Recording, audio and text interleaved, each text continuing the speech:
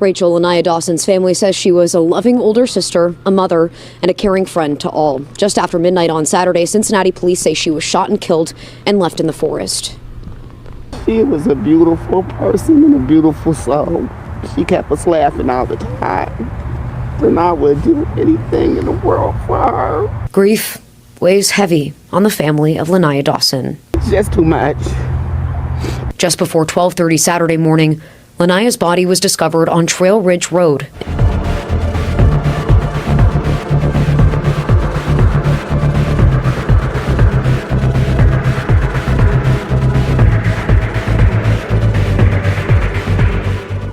Her name was Rachel Lanaya Dawson, or as friends and social media knew her, Lana Jordan, a young mother, an aspiring rapper, a black woman with a smile bright enough to light up a room. Just days ago, she was posting videos on TikTok with eyes full of hope. Now, her 1-year-old daughter still calls out, "Mama," every morning, with no one there to answer. Who took her deep into the woods? Who pulled the trigger 8 times to make sure she would never wake again? And why, until now, has that person still not been caught? If you love true stories, real, chilling cases that leave behind stark warnings about society, love, and betrayal, then this is the place for you. Hit like, subscribe, and turn on the notification bell, because only when these stories are told does justice have a chance to speak. Don't forget to leave a comment below and tell me where you're watching from. Your support doesn't just help retell a story, it might save someone out there, someone in the same situation as Lana, with no idea what danger lies ahead. Lana wasn't born into wealth, but she was raised in a home full of love, where laughter outweighed scolding, and even in hardship, hearts leaned toward one another. Her real name was Rachel Lanaya Dawson, born in 2004, growing up in Cincinnati's Evanston neighborhood, a community marked by neighborly bonds and the familiar struggles of the working class. From a young age, Lana was the center of every room she walked into, not because of her looks, though she was striking, but because of her energy, her warmth, and her sharp sense of humor. Her grandmother, Janet Crenshaw, once said, "She could make people laugh even on their worst days." Wherever she was, there was laughter. Lana was the oldest child in the family, so from an early age, she learned how to be the anchor. She looked after her younger siblings when her mother worked night shifts, cleaned, cooked, finished her homework, only after everyone else was cared for. She never complained because for Lana, family was always the top priority. It was the thread that tied her to life, the reason she pushed forward every single day. The bond between Lana and her mother, Natasha Dawson, was more than just mother and daughter. They were soulmates, friends. Natasha once broke down in front of news cameras when speaking about her daughter. "She was my whole world, the youngest child, yet she lived like the eldest, always putting herself last." Then, at 19, Lana became a mother. It wasn't something she had planned, but she embraced it with all the love and courage she had. Her baby girl became the center of Lana's universe. She often shared moments of them together, online videos of her singing lullabies, holding her daughter, doing her hair with captions like, "You're the reason I'm still standing." Though young, she let no one cross the line when it came to her child. To Lana, motherhood wasn't a burden, it was a piece of her soul. Lana's friends described her as the kind of person who would show up at 2 a.m. without asking why. Someone willing to give, even when she herself was struggling.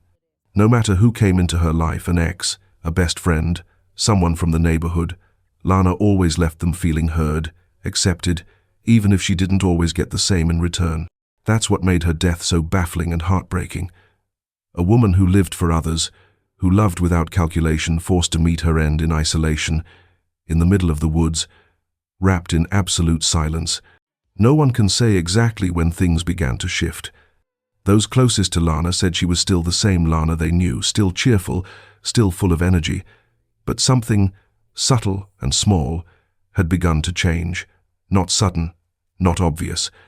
But looking back now, the warning signs had always been there. After stepping into Cincinnati's underground rap scene, Lana began making friends with many in the young artist crowd, up-and-coming rappers, home studio producers, self-proclaimed managers. At first, it was an exciting, new world. She was invited to perform at small venues, shoot music videos, even had people offering to put her tracks on Spotify. Lana started to believe her dream could actually come true. But along with the offers came the stares, the suggestive messages, the so-called offers of help that felt like something else, the late-night calls with unclear intentions. Lana's mother recalled once finding her daughter crying in her room, taking down a TikTok video she had just posted because of the flood of vulgar comments. Gradually, Lana grew more cautious on social media. She live-streamed less. Her videos started using blurred filters or showed only part of her face. In the captions, she began posting cryptic lines. "Not everyone who smiles at you is a friend. Snakes never slither alone." A few close friends tried to ask if something was wrong, but Lana just shook her head. She didn't want anyone to worry, didn't want anyone dragged into her problems. One of the clearest signs of a fracture was the change in Lana's eyes. In the earlier photos, she smiled brightly, her eyes full of life. But in the months leading up to the crime, that light began to fade. The smile was still there, the same Lana on the surface, but deep inside was a weariness she could no longer hide. As if she were carrying a heavy secret locked inside her heart. A once close friend recalled that during their last meeting, Lana said something haunting. "I feel like someone's watching me. But it's weird, not like regular stalking. More like someone knows my every move." But she never went to the police, never told her mother, never asked anyone for help. Maybe she feared people would think she was paranoid. Maybe, like so many young women, she believed she could handle it on her own.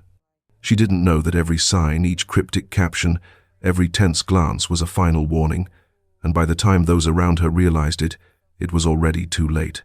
If the changes in Lana had started as quiet cracks, then in the months before her death, they split wide open into fractures too big to hide. Lana's rap career was beginning to break out of the shadows. Her TikTok account, @NyaJordan, was gaining followers rapidly. The freestyle tracks she posted were being shared by small pages in the local hip-hop community. Some even called her the next girl to watch in Ohio. She created a Linktree bio, a sign that she was serious about pursuing music as a real career. But the brighter the light, the darker the shadow behind it grew. She started receiving anonymous messages. Lines like, "Think fame will save you from me," and "Watch your back at night, TikTok girl." At first, Lana brushed them off as random online threats. But when her phone was hacked, when someone began waiting outside the venues where she performed, she started to feel hunted. At a small local bar performance, a man approached Lana. No one knows what was said between them, but after that night, she stopped showing up at any events.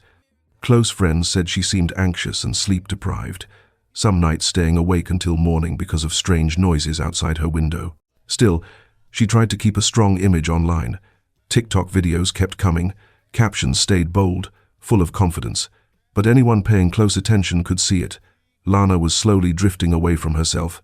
She started skipping hangouts, canceling dinner plans, turning off her phone for hours at a time.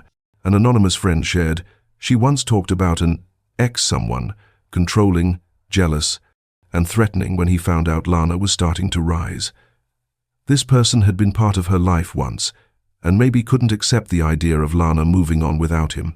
Around that same time, one evening, Lana posted a strange status on Facebook. "Some people don't kill you with a knife, they watch you every day, waiting for the moment you're at your weakest." That post was later deleted. No one asked, and she never explained. But from that moment on, Lana grew unusually cautious. In the final week before the crime, she sent her daughter to stay with a relative, saying she was busy. It puzzled her grandmother. Lana had never been apart from her child for that long before. Was it a sign that she knew something was about to happen? Or was it simply the final instinct of a young mother, one who sensed danger closing in but couldn't put it into words? We can't be certain. But what is clear is this: she was no longer herself in those final days, and someone was pushing everything to the point of no return. It was the night of the 6th of December, 2024. Cincinnati lay under the heavy chill of early winter, where every breath turned into white mist, and the streets stood empty beneath the dim glow of streetlights. The city was preparing for the holiday season, a time when Lana Dawson should have been wrapping Christmas gifts with her little girl, picking out decorations, and posting cheerful videos like any other young mother. But that night, Lana left home, alone. No one knew where she was going, or with whom. No new posts, no messages to her mother. Her phone's location was off. Everything slipped into a void. At 12:28 a.m. on the 7th of December, a passerby called 911. They had just driven past Trail Ridge Road, inside Mount Airy Forest, one of the city's largest parks. Nearly 1,500 acres of dense woods, winding paths, no streetlights, no cameras, not a soul in sight. The 911 caller repeated in a panicked voice, I think someone's lying in the middle of the road, not moving. I'm too scared to get closer." Police arrived at 12:35 a.m. What they found left the entire team in stunned silence. Lana's body lay face down on the pavement, her coat twisted off her shoulders, hair scattered across the ground. Around her were 8 9mm shell casings, spread in an arc, as if someone had stood in front of her and fired without hesitation. No signs of a struggle, no personal belongings, no wallet, no phone, no shoes. She had been shot right there, executed on the spot. No security cameras, no witnesses, no car stopping to help. Lana, the young mother of just 20, the girl with an unfinished rap dream, died alone and cold in the middle of that desolate forest, while the city slept on in silence. When the body was identified, police knocked on Natasha Dawson's door just before dawn. The mother had woken moments earlier with a sense of dread. Then she collapsed as the words hit her. "They said my daughter's name. I thought they were wrong. They had to be wrong. She just went out for a bit. She was coming back." She was a beautiful person and a beautiful soul. She kept us laughing all the time. And I would do anything in the world for her. Lana's 1-year-old daughter woke up that morning, calling out, "Mama." No one answered. Her grandmother held her tight, trying to stifle the sobs breaking through. That same day, the scene was sealed off. Police found no gun, no tire tracks, only a few footprints leading toward the edge of the woods. Not enough to follow. She was killed exactly where she was found. Not kidnapped and taken there later. The killer had dragged her into the woods and executed her on the spot. Every sign pointed to this being a targeted hit. But why there? Why Mount Airy Forest? Locals knew all too well. It was the perfect place to kill and vanish. No one would hear the gunshots. No one would notice. The killer chose it because they knew it was the ideal cover for a crime. And the most terrifying part, the killer still hasn't been caught. He could be living near you, still using social media, still watching every news story about Lana just to make sure no one ever finds him. Lana Dawson's murder wasn't a moment of impulse. It wasn't an accident. It was a decision, cold, calculated, leaving no room for error. Someone lured her into the woods. Someone pulled the trigger not just to kill, but to silence her final words forever. On the morning of the 7th of December, 2024, local news ran a stark headline. 20-year-old woman's body found in Mount Airy Forest. To outsiders, it was just another murder, another number in the city's cold statistics. But for Lana's family, it was the day their entire world collapsed. When Natasha Dawson learned her daughter had been killed, she couldn't even stand. She fell to the floor, screaming over and over, "No, not my baby. Not my Lana." Grandmother Janet Crenshaw, who had cared for Lana since she was little, couldn't speak a word. She just sat there, hands trembling as she clutched the phone like she was still waiting for a call from her granddaughter, just like every other day. Lana's 1-year-old daughter kept repeating the word "Mama" unconsciously. Every morning, she ran to the door, looking around the house for someone who would never come home again. In the days that followed, the family held a simple yet deeply emotional memorial at Lana's old high school. People came carrying flowers, candles, photos, and even Lana's music, unfinished rap tracks played aloud, as if to let her live once more through the sound. The Cincinnati community erupted in outrage. On social media, the hashtag number Justice for Lana began spreading rapidly. Even people who had never met her shared the story, voicing their anger. How can a young mother be murdered so brutally and no one's been arrested? Will her little girl grow up with a question that never gets answered? We stay silent. The killer walks free. Is this what justice looks like? Local media covered the story heavily. Fox 19, WLWT, Local 1-2 all ran reports. But while attention blazed in those first weeks, time began to erode everything. No answers, no suspects, no cameras, no arrests. Lana's family was left in a void of despair and anger. Each day, her mother woke with a faint hope that the police would call, that someone would finally speak up. But the phone stayed silent, and somewhere in the city, a child kept growing, with no one to answer to the name Mama. As soon as the victim was identified as 20-year-old Rachel Lania Dawson, Cincinnati police handed the case over to the Homicide Investigation Unit, the division specializing in the city's most serious murder cases. Pressure mounted from the public, the media, and above all, from the heartbroken cries of a shattered family. At the scene, police recovered 8 9mm shell casings scattered around Lana's body in an arc. There were no drag marks, no nearby vehicles. She was shot dead right where she was found. A hit carried out swiftly, efficiently, and far too clean, leaving behind nothing but blood and shell casings. The gun was never found, and though the shell casings were sent for ballistic testing, police couldn't trace them. No weapon in the system matched the evidence. Police pursued other leads. They checked traffic cameras around the area. No suspicious vehicles were recorded. They investigated Lana's recent relationships. No one stood out as a suspect. They examined her phone and social media accounts, but Lana hadn't taken her phone into the woods, and to this day, it still hasn't been found. There were rumors about an ex who had once threatened her, whispers of a murky relationship with someone in the underground rap scene, but all of it was nothing more than shadows, never solid enough to bring charges. No one was arrested. No trial ever took place. No suspect was ever named publicly. Lana's family kept pressing the police to widen the investigation. Her aunt, Marie Dawson, appeared at a press conference, her voice trembling, but her eyes burning with anger. When my niece grows up and asks why her mother was killed and no one was arrested, what will you say? That she didn't deserve justice? They demanded the full case file be released. They pushed for state police, even the FBI, to step in and assist. But the case remained on the active investigation list. No progress, no answers, no indictments. And all the while, the person who shot Lana 8 bullets in cold blood was still living free out there. He could still be going to work, grocery shopping, scrolling through social media. He could be waiting to see if the world will simply forget about a 20-year-old girl left alone to die in the woods. Some stories should never end like this. A 20-year-old girl standing at the edge of dream and reality. A mother who held her child in her arms that very morning, only to lie lifeless in the woods by nightfall.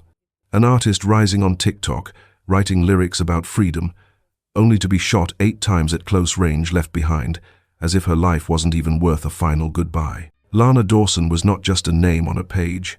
She was a daughter, a granddaughter, a mother, a friend. She had the same dreams any 20-year-old girl might have.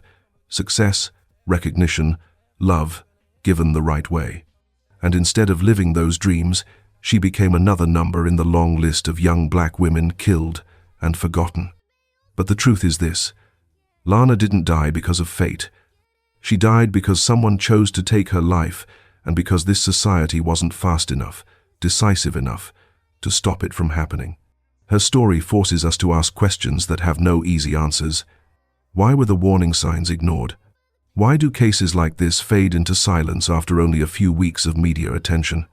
And why, even today, has Lana's daughter still not heard the name of the person who killed her mother? What can we do? We can speak Lana's name, keep her memory alive.